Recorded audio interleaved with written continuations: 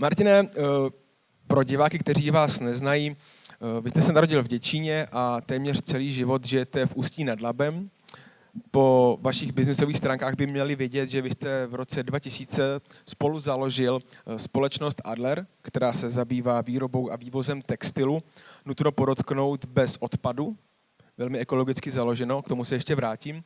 Zároveň vás mohou znát i z toho důvodu, že jste spolu založil taxislužbu Liftago, známou především v Praze, která spojuje vlastní taxikáře s pasažéry, řekněme nějakou elegantnější formou.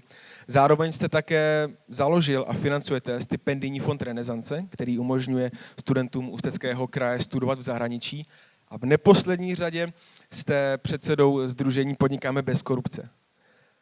No a moje první otázka zní, kde na to všechno berete energii? Protože já, když jsem to dával dohromady, tak se mi nechtělo věřit, že by tohleto jeden člověk zvládal na nějaký vysoký úrovni všechno realizovat. Tak mě zajímá, jak vypadá váš běžný den.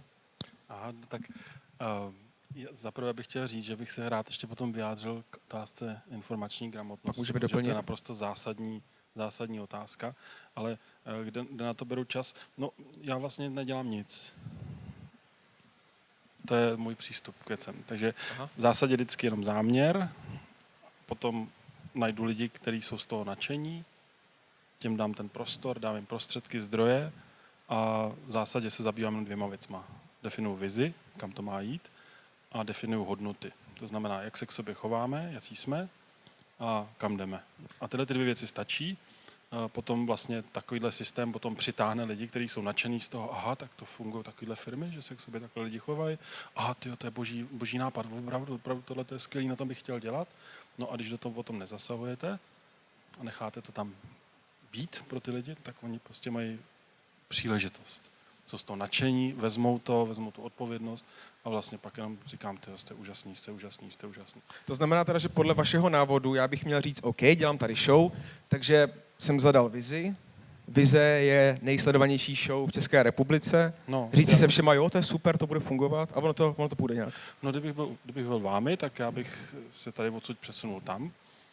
Našel bych někoho, kdo to dělá líp než vy. OK, těch bude asi hodně.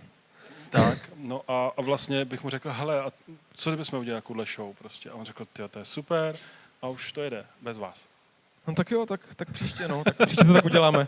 Ale jo, tak takhle se to dá dělat. Ale v zásadě ano, takhle se dělají věci, protože já mám svoje limity. Já umím třeba zakládat věci, umím dělat jako nové nápady, umím to rozjíždět, ale vlastně jakmile to je velké, tak už na to nestačím. Takže třeba uřídím 10-15 lidí, ale neuřídím 200 lidí.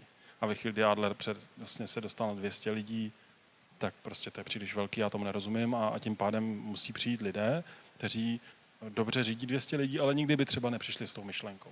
Jo? A tím, že vlastně jakoby doplníte ty svoje kompetence lidmi a dáte jim i ten prostor potom, to je důležitý, a důvěru, tak vlastně můžete překročit svůj stín.